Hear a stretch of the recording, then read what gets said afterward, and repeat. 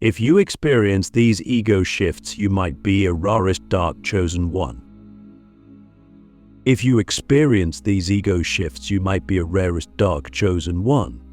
I know that sounds strange, maybe even a little ominous. But let's go deeper. Not everything dark is evil. Not everything rare is glamorous. There's a hidden path, one that few dare to walk. Most people chase the light, the love, the ease, the comfort. But some of us, we were dragged into the night, into the shadows. And it was there, when everything we thought we were began to crumble, that something ancient, something eternal started to awaken. I want to take you down that road, the road where the ego dies, not once, but again and again, where illusions are peeled away like layers of dead skin, where the person you thought you were becomes a stranger in your own story.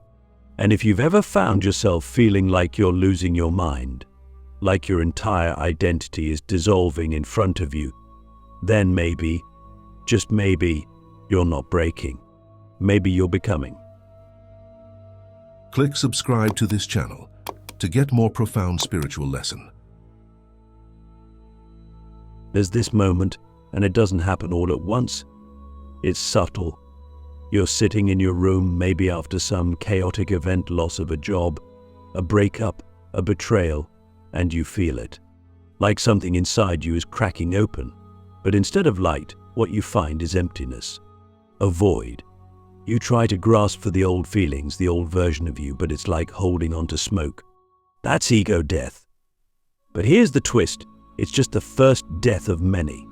When we talk about ego shifts, most people think it means becoming more humble or more spiritual. But no. The real ego shifts, the ones that mark a dark chosen one, are violent. They are disorienting. You don't evolve, you dissolve. You unravel. You feel like you're becoming less rather than more. And that's exactly the point. Because the true self doesn't emerge by adding more. It emerges when there's nothing left to protect. I remember a time when I was clinging to every label I had: son, creator, teacher, friend. I needed those identities because they gave me a sense of control. But life has a way of stripping you naked, especially if you're meant to walk the shadow path. One by one, those roles started to fall apart. And when they did, I realized that I had built my life on stories. Stories about who I was, what I deserved, what I was good at, what I feared. And every single one of those stories was a prison. Now let me ask you, have you ever felt like your life no longer makes sense, even though nothing dramatic happened? Like you woke up one day and couldn't relate to your job, your friends, even your own thoughts? That's more than just burnout. That's your ego shifting.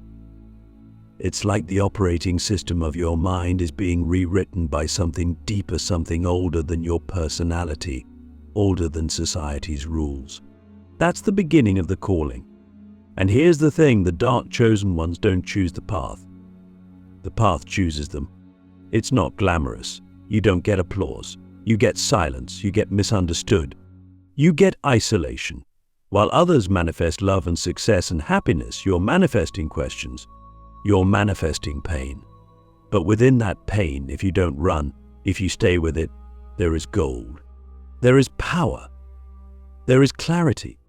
One of the most intense ego shifts is the collapse of spiritual ambition. You know what I mean?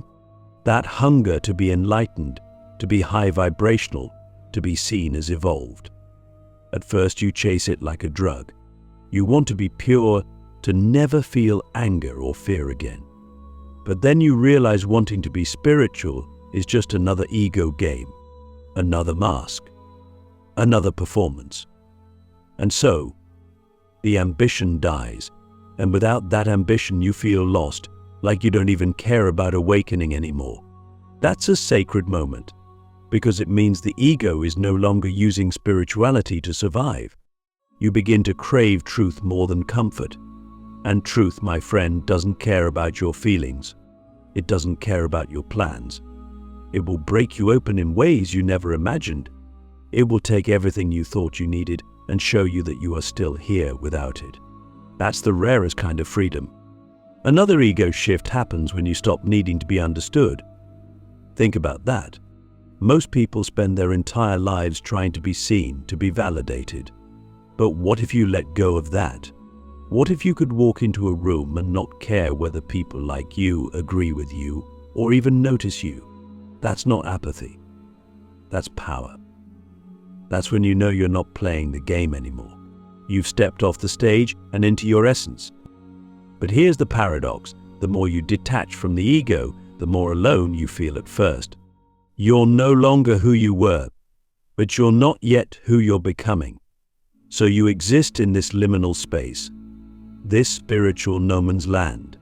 And it's terrifying, because now you have no map, no one to tell you what's next. And that's exactly where the rarest dark chosen ones are forged. In the silence, in the unknown. Let me ask you something. Can you sit in the silence of your own being without reaching for distraction, validation, or identity? Can you let yourself be nothing for a moment and still feel whole? Because if you can, you've passed one of the most sacred initiations. The ego cannot stand emptiness. It will do anything to fill the void with thoughts, emotions, desires. But the chosen ones, the rarest ones, learn to live inside that void. They make it their home, not because they enjoy suffering, but because they've discovered the truth. The void is not empty. It is full of potential. It is the womb of all creation. And so the ego shifts again. It stops fighting. It stops trying to control. And a strange peace arises. Not the peace of everything going right, but the peace of not needing things to go right. The peace of surrender. We live in a world that worships the visible, but the dark chosen ones are attuned to the invisible. While others chase light, they embody shadow. Not because they are evil, but because they understand that the shadow holds secrets the light cannot reveal. You are not here to fit in. You are not here to be liked. You are here to awaken something ancient within yourself, something that has been waiting lifetimes. And it begins with the death of who you thought you were. Are you willing to die not physically, but psychologically, emotionally, spiritually, so that a deeper self can emerge?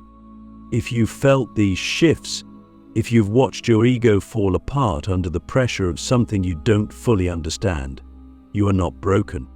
You are being initiated. You are being called. And if you continue, you will find that what rises from the ashes of your former self is not just a new identity, but a new awareness, a new presence, a new power. The invisible throne, why rejection, isolation, and darkness are signs of your spiritual royalty. You feel it, don't you? That sense of being exiled from the world, even when you're surrounded by people. That strange ache in your heart that tells you you don't belong here in the way others do. You've tried to fit in, to play the game, to speak their language. But something always felt off, like you were pretending. Like you were wearing a costume that everyone else seemed to believe was real except you. That's not a flaw. That's a sign. A sacred one. Because the dark chosen ones are not meant to blend in. They are meant to stand alone, to walk paths that others are too afraid to even look at. And the universe, in its brutal love, begins your training with a gift that looks like a curse: isolation. Rejection is not punishment, it is refinement. It carves away the parts of you that are still addicted to approval. It forces you to meet yourself without the mirrors of social acceptance. And when you are stripped of your roles, your relationships, and your relevance, something strange happens. You begin to hear the voice beneath all voices, the whisper of the eternal, the call of the throne, not the one made of gold and praise, but the invisible throne that sits within the depths of your own being, the one no one else can see because it was never meant for them. It was meant for you. I know it hurts. The loneliness, the silence, the unbearable feeling that you're being punished for simply being different. But what if I told you that this exile is sacred? that the darkest nights are not proof of your unworthiness, but evidence that you are being called into royalty of the soul. Most people are trained to chase the light, but you were born to carry the dark, not to be consumed by it, but to transmute it, to make it holy. There's a moment in every chosen one's path where they look around and realize they've been left behind. Friends fall away. Family doesn't understand. The world begins to feel like a distant echo of who you used to be. But don't mistake this isolation for abandonment. It's protection. You are being hidden, not because you are unworthy, but because you are being prepared. The universe isolates you before it elevates you. It silences the noise so you can hear the call. And that call is not glamorous. It doesn't come with applause or affirmation. It comes with darkness, with confusion, with the ache of being unseen. But here's the paradox. Only when you are unseen by the world can you be fully seen by the divine. When no one validates your path, you learn to walk in inner authority. You stop outsourcing your worth. You stop needing the world to reflect your light because you found the flame within. Let me ask you something dangerous. Can you sit in the cave of your own becoming, knowing that no one is coming to rescue you, and still choose to rise? That's what makes you rare. That's what makes you chosen. Not your talents, not your beauty, not your intelligence, but your ability to remain faithful to your soul without evidence, without support, without certainty. And in that loyalty to your essence, you ascend the invisible throne. You start to see things others can't. You notice patterns, energies, truths that are hidden from the masses. Your intuition sharpens. Your dreams become prophetic. Your inner world becomes more real than anything outside you. And yet you carry it all in silence, because you know the world is not ready for what you carry. Not yet. And so you wait, you refine, you prepare. You let the fire within burn away all that is false, until only the sacred remains. The darkness is not your enemy. It is your teacher. It shows you what the light cannot. It reveals the beauty in the broken, the strength in surrender, the truth in solitude. And if you can embrace it, if you can sit on your invisible throne with dignity, even when no one sees it, you will begin to radiate a power that cannot be denied. Not flashy, not loud, but undeniable. The sacred war within, facing your inner demons to awaken hidden powers. There comes a point on the path where isolation is no longer the main challenge. It becomes the silence before the storm. You've accepted being different. You've surrendered to the solitude. But now, something deeper begins to stir. Something ancient, something primal. It doesn't feel like light or peace or bliss. It feels like chaos, like rage, like fear, like darkness rising from the pit of your own soul. And this is where most people turn back, because what's about to happen isn't comfortable. It's not glamorous. It's not the kind of spirituality you can post about. It's war, and the battlefield is within. The dark chosen ones are not just those who lose their ego. They are those who face what that ego was hiding. And what it was hiding is terrifying: your shadow, your trauma, your suppressed emotions, the parts of you that were judged, rejected, shamed into silence. They don't disappear. They wait. And when the ego begins to dissolve, the gate opens, and those parts come flooding out, not to destroy you, but to be seen, to be integrated, to be loved. You can't transcend what you won't face. You can't rise without descending. The sacred war within is not a mistake, it's an initiation. Every demon you face inside yourself is not an enemy, but a guardian of power. Your anger, if faced without judgment, becomes strength. Your fear, if embraced, becomes wisdom. Your shame, if held with compassion, becomes liberation. But you must go in. You must walk into your own underworld with eyes wide open. There were nights when I thought I was losing my mind, when buried memories surged like tidal waves, when my body trembled with emotions I couldn't name, when guilt, rage, grief, and despair crashed through me like fire through glass, and I had a choice: numb it, deny it, escape it, or sit with it, breathe through it, love it, not because it felt good, but because I knew deep down that this was the price of awakening. Not bliss, but truth. Not comfort, but power. Let me ask you something. Have you ever felt emotions rise in you so strong, so raw, that you thought they would break you? Did you try to stuff them down, hide them, spiritualize them, or did you let them burn? Because hidden inside those emotions are fragments of your soul. And when you run from them, you run from yourself. But when you face them, when you hold them like sacred flames, something happens. You change, you awaken. The sacred war within is not about winning. It's about integration, about bringing the light of awareness into the darkest corners of your psyche. It's about becoming whole. And wholeness is messy. It's not perfection. It's not purity. It's the full spectrum, the sacred and the profane, the divine and the human, the light and the shadow, all of it held in one vessel, you. The dark chosen ones are not afraid of the dark because they are the dark. They've walked through it. They've made peace with it. They've mined it for gold, and now they carry that gold in their presence. You can feel it when they speak. There's a weight to their words, a depth to their silence, a fire behind their eyes, because they've faced what others run from. They've gone to the root. And here's the miracle: the more darkness you integrate, the more power you unlock. Not power over others, but power over illusion, power over fear, power over the lies you were told about who you are, that you're too broken, too much, too sensitive, too emotional, too intense. No, those were clues. Clues to the depth of your soul, clues to the magnitude of your purpose. The world tried to tame you, but you were never meant to be tame. You were meant to burn. And in that burning you begin to remember, not with your mind, but with your being. You remember that you are not just a person, you are a force, a frequency, a portal for transformation. You remember that your pain was never punishment, it was preparation. That your demons were never out to destroy you.